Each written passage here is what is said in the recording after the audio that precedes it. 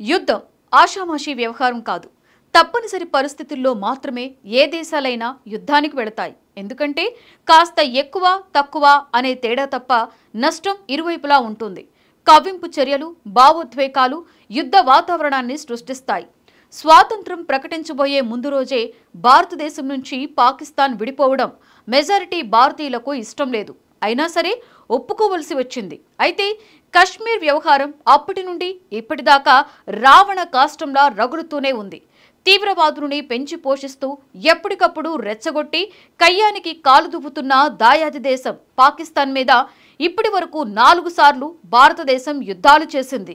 దేశ విభజన జరిగిన కొద్దీ కాలానికే పాకిస్తాన్తో యుద్ధం తప్పనిసరైంది. అప్పట్లో జమ్మూ కాశ్మీర్ ఒక సంస్థానం. నామమాత్రపు స్వాతంత్రం అనుభవిస్తూ బ్రిటిష్ వారి కనుసన్నల్లో నడిచే సంస్థానాలలో ఇది కూడా ఒకటి. దీని మీద ఆధిపత్యం కోసమే పాకిస్తాన్తో మొదట యుద్ధం జరిగింది.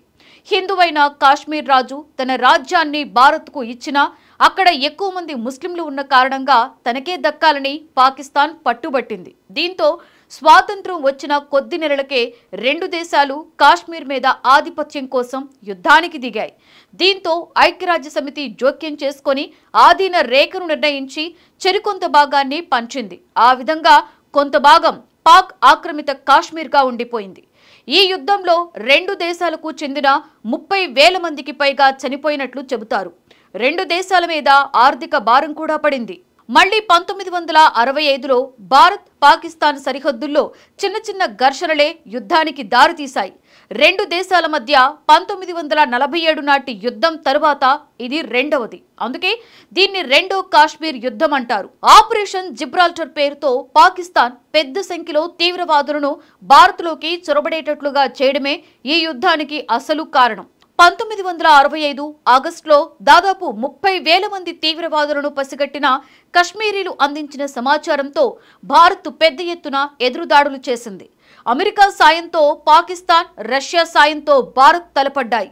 2 దేశాలు మొట్టమొదటిసారిగా గగనతల యుద్ధానికి దిగాయి.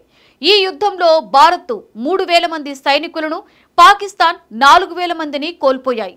భారత్ 1,800 చదరపు కిలోమీటర్ల పాకిస్తాన్ భూభాగాన్ని ఆధీనంలోకి తెచ్చుకోగా పాకిస్తాన్ 550 చదరపు కిలోమీటర్లు భారత్ భూభాగాన్ని తన ఆధీనంలోకి తీసుకుంది. మొత్తానికి కూడా యుద్ధం సంధి వైపు మరలింది. కశ్మీర్ సమస్యకు పరిష్కారం దొరకనే లేదు. ఉద్రిక్తతలు ఇంకా పెరిగిపోయాయి. భారత్ పాకిస్తాన్ మధ్య 1971లో జరిగిన అతి పెద్ద యుద్ధం. ఇందిరాగాంధీ హయాంలో జరిగిన ఈ యుద్ధంలో భారతదేశానిది తిరుగులేని విజయం. తూర్పు పాకిస్తాన్గా పిలిచే ఇప్పటి బంగ్లాదేశ్కు పాకిస్తాన్ నుండి విముక్తి కలిగించడం ఈ యుద్ధం ప్రధాన లక్ష్యం. 1971 డిసెంబర్ 3న మొదలై ఆపరేషన్ చెంగీజ్ ఖాన్ పేరుతో 13 రోజుల పాటు జరిగిన ఈ యుద్ధం అతి తక్కువ కాలంలో ముగిసిన యుద్ధంగా చరిత్రకెక్కింది. ఈ యుద్ధం వల్ల బంగ్లాదేశ్ ఏర్పాటుకు భారత్ కారణమైంది. ఇందులో పాకిస్తాన్ సైనికులు 9,000 మంది, భారత సైనికులు 3,000 మంది చనిపోయారు. ప్రాంతీయ బలాబలాల్లో పెనుమార్పు తెచ్చిన యుద్ధమిది. కశ్మీర్లోని కార్గిల్ జిల్లాలో చొరబాటుకి ప్రయత్నించి 1999లో పాకిస్తాన్ భంగపడిన యుద్ధాన్ని కార్గిల్ యుద్ధంగా పిలుస్తారు. 1000 మంది పాకిస్తానీలను మట్టుపెట్టి సుమారు 500 మందిని పోగొట్టుకున్న భారతదేశం పాకిస్తాన్కు తగిన విధంగా బుద్ధి చెప్పింది.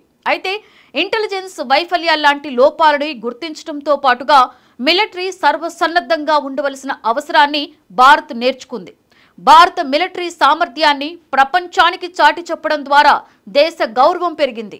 మొత్తంగా చూస్తే భారతదేశం చేసిన యుద్ధాలు ప్రధానంగా తీవ్రవాద కార్యకలాపాలని అణచివేయడం కోసం, దేశ భద్రత కోసం సాగాయి.